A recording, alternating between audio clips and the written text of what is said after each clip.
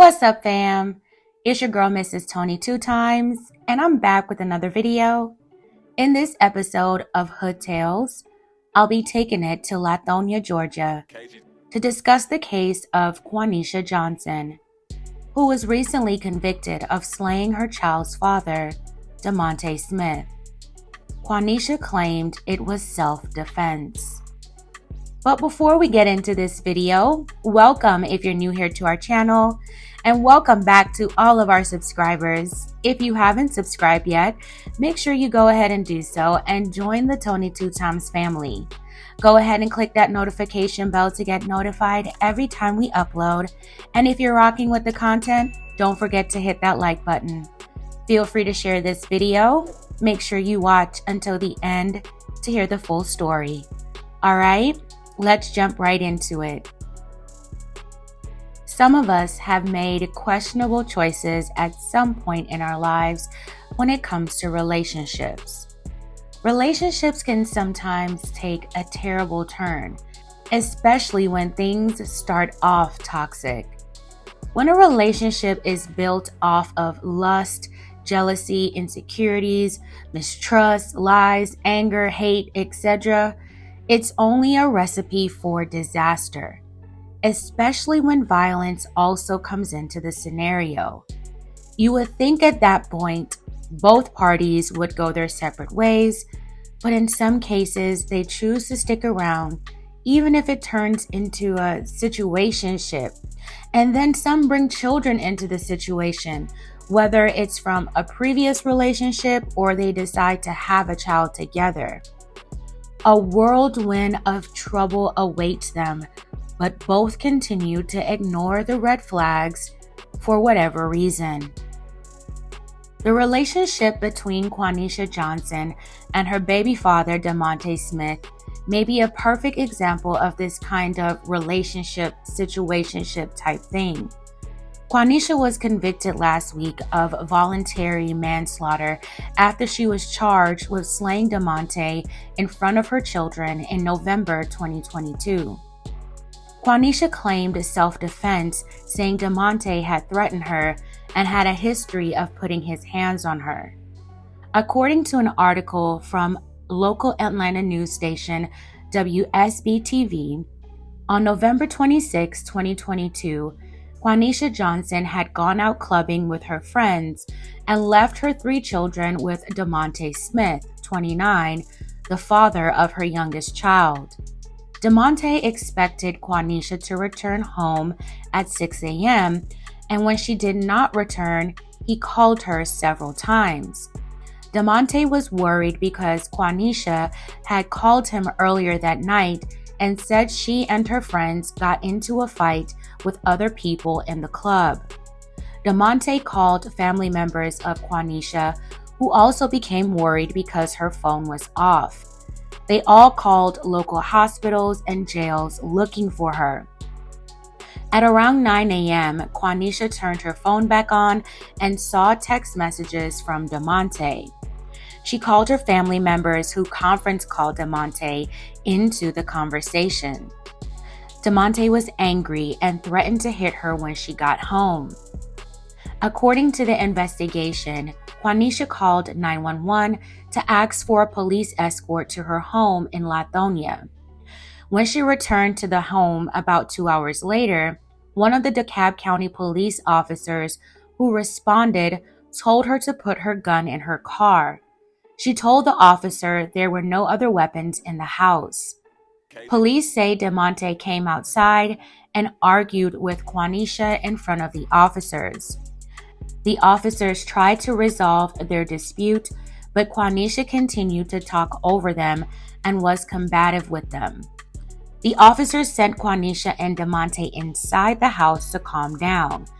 As she walked inside, Quaneesha asked the officer what would happen if she shot Demonte in self-defense, and told them that she had already looked up the self-defense law. Officers remained at the home and planned to give the couple a few minutes to calm down. Before that could happen, Quaneesha went back outside, grabbed a metal tire iron and her weapon from her car, and went back inside the house. She told one of her children, her 7-year-old daughter at the time, to call 911 and say that Demonte had put his hands on her. Quanisha then hit Demonte in the head with a tire iron and then shot at him. The gunshot can be heard on the 911 call, as well as Quanisha repeatedly saying bye to Demonte. Demonte went outside and told the officers, "She hit me in the head with a metal thing, bro, and then shot me. Hurry before I don't make it." Demonte then collapsed. Quanisha was arrested by the officers. During an interview at police headquarters, she admitted Demonte did not hit her that day. Investigators later learned Demonte had requested a rideshare to leave the house, but was slain just minutes before it arrived. Quanisha went into more detail about her version of events that took place when she testified in court. I'm going to paraphrase some of her testimony given while she was on the stand. Quanisha said on the night of November 26, 2022, at around 11 p.m., one of her friends FaceTimed her and invited her out to celebrate their birthday. She told Demonte, who was staying at her residence on Edenberry Lane, that she was going out to the club with her friends. Quanisha got dressed and left Demonte at home with her 3 children, including the youngest, who was just 2 months old at the time. Quanisha said after her and her friends left the club around 2 a.m., they headed to an after-hours spot where she worked. One of her friends got into an altercation with one of her co-workers. She walked away and went into the restroom and called Demonte to let him know about the altercation, which was around 4 a.m. She said Demonte said he was going to send someone, but she told him that it wasn't her fighting and that she was okay and they were about to leave. She said she shared her location with Demonte. Then she and her friends left that club. They then went to a gas station to get gas and to figure out where to go next because Quanisha said she didn't want to go home. When her attorney asked to describe her relationship with Demonte, she said that he was her baby's father, and he was only staying with her because she helped him get out of jail a couple months prior, and he didn't have anywhere to live because his prior accommodations fell through. And she also wanted him to be able to spend time with the baby. Getting back to the night in November, Quanisha said she had only had 2 to 3 shots of Casamigos while at the first location with her friends. Quanisha then went on to say that after they left the gas station, her and her friends went to another after-hours club. That was around 6 a.m. She testified to having 2 phones, one for business and one personal phone. She left her business phone in the car because it had an audio malfunction and took her personal phone in the club. She was smoking hookah and her phone died while in the club. Quanisha said she leaves the club and says she immediately put her phone on the charger. It was around 9 a.m. Like the news reports, she said she turned her phone on and she saw all the messages from Demonte and her family members as well. She reached out to her family and they asked where she was because they were worried. That's when one of her family members added Demonte on the call, and Quanisha testified that Demonte said, "Where the F you been at? You think I'm a lame?" and then said, "I'm gonna beat your ASS when you get here," while her family was on the phone. Quanisha also said he sent text messages saying he was going to beat her ASS on Crip, followed by other messages and phone calls. That's when she decided to call the police to be escorted home because she was afraid of what Demonte was going to do to her.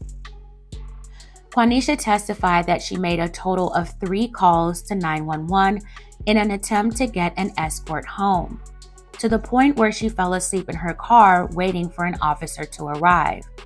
Her alarm system that included cameras were tampered with, which caused her to trigger the alarm, which caused dispatch to call her. She told them the situation, and an officer was finally sent to escort her home. She told officers she was afraid to enter the home. The officers instructed Demonte to come outside, but he did not. They told Quanisha to open the door with her key. That's when Demonte exited the home holding the baby. Then Quanisha and Demonte began arguing in front of the officers. Quanisha told Demonte to give her her baby. Demonte told her that was his baby too. The officers instructed him to hand Quanisha the baby. He did, but they both continued arguing. Quanisha admitted that they were both being disrespectful towards each other. When he said that's his baby too, Quanisha said she told him his name isn't on the birth certificate and that he wasn't the father. He called her a stripper and she called him broke. She told the court she responded to him although she was afraid of him because the cops were there and didn't think they would leave them there alone. She testified that Demonte even threatened her in front of officers, saying that when they left, he was going to hurt her. She even asked the officer if they heard what he said. The officers allowed them to go back inside without any mediation. That's when Quanisha mentioned the self-defense law. After that, she enters the home where Demonte was and testified that Demonte charged at her, and that's when she did what she did to take his life. Quanisha said she believed Demonte would follow through on his threats because he has done so before. She testified of an incident 2 weeks prior to the slaying. When she was out at work that night, she came home and Demonte had physically hurt her after threatening to do so. The defense presented evidence to the court of that incident. They also presented evidence that showed that Demonte had physically hurt her 12-year-old son and he had to be treated at the hospital.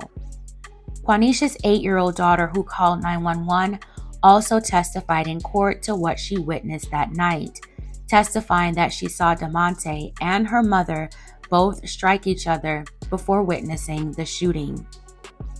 During cross-examination, the prosecution drilled Quanisha on her mothering and parenting choices and asked why she would leave her children with a man who had a history of bringing harm her way. She responded by saying that she didn't think he would do anything to her 3 daughters. Prosecutors called a total of 15 witnesses, including an ex-girlfriend, who testified that while in a relationship with Demonte, she had not experienced that side of him. She was actually the person who requested the rideshare for him to leave Quanisha's house prior to him losing his life. Quanisha was originally charged with malice hit, which carries a minimum of life with the possibility of parole to a maximum of life without the possibility of parole in the state of Georgia. I believe the jury was divided on their decision as they deliberated. They asked for body camera footage from that morning of November 27, 2022. Before deliberation, the defense also brought up that there may have been witness tampering because a witness that they had subpoenaed to testify for the defense was contacted by Demonte's family, and they could no longer get a hold of that witness.